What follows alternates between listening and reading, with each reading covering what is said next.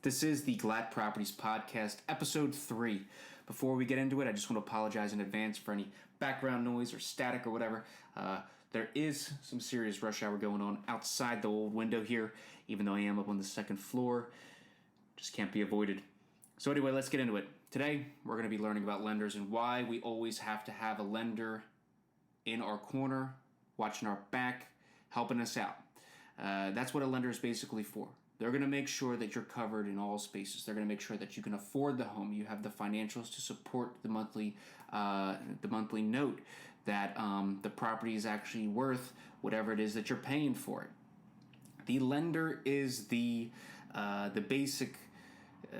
To narrow it down, the lender is God, and they're going to let you know if this is a good idea or a bad idea. And they also might give you some hints. They also might provide you with some options.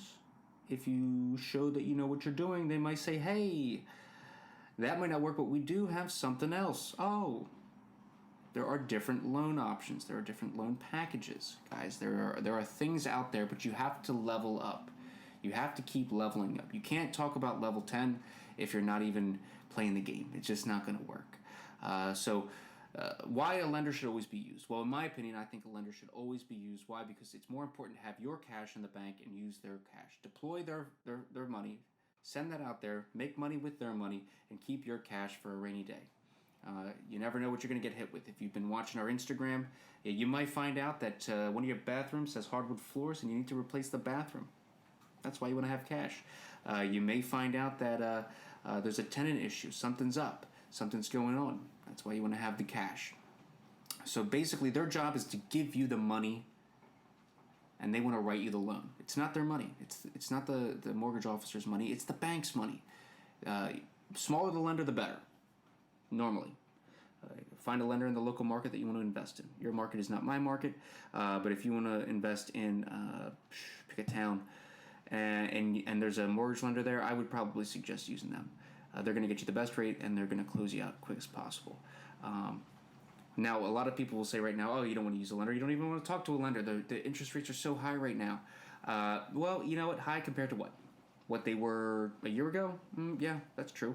What they were 10 years ago? Maybe. But you know what? If you bought a property 10 years ago, how much has it gone up in value? I don't know. You tell me.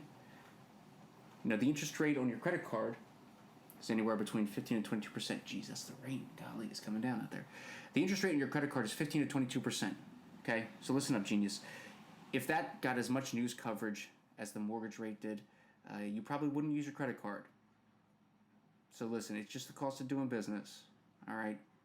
People that use interest rates as an excuse to not buy a property, not get into real estate investing, not buy a new home or whatever, you're using that as a crutch. There's something else going on in the background.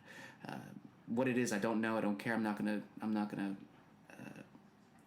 pontificate about. But just know that there's something going on in the background, and they just need to use that as an excuse because it's such an easy excuse. The uneducated average consumer would say, "Oh, home prices, interest rate." Nah, come on. There's something else going on. At the end of the day, if you buy a $150,000 home, the bank's going to give you, I don't know, they might give you $120,000 to buy that home and rent it out for the next 30 years. Here's a little homework for the weekend. You're going to have to build this and flex this muscle eventually, so you might as well learn how to do it now. So let's do the rent's $1,000 today in 2022. The rent goes up by $50 a year for 30 years. The note stays the same. I don't know what that is. Use a mortgage calculator. If you don't know how to use a mortgage calculator, then you're going to learn something this weekend. Maybe we'll circle back to this tomorrow, teach you how to use a mortgage calculator and how to analyze a property. But, yeah, $50 extra a year for 30 years. Hey, sorry, but that's just the cash flow. We're not even discussing the value. So, again, interest is so high, boo-hoo. That's great. That means people are getting out of the market and you can get a deal. And that's what you're about to get over the next 6 to 10 months. You're going to get a deal if you get into the game right now because the next spring, it's just going to go back up like it always does in the spring. It's part of the game. So essentially, the bank needs a good earner, and that's what we are. We're a great earner. We know how to analyze a property. We'll get a deal. We got a great network, strong network of people that are going to help each other out for free. That's the point. I don't get paid to do this. That's why you're hearing cars drive in the background. You're hearing rain hit the roof. I don't get paid to do this. I don't need to do this.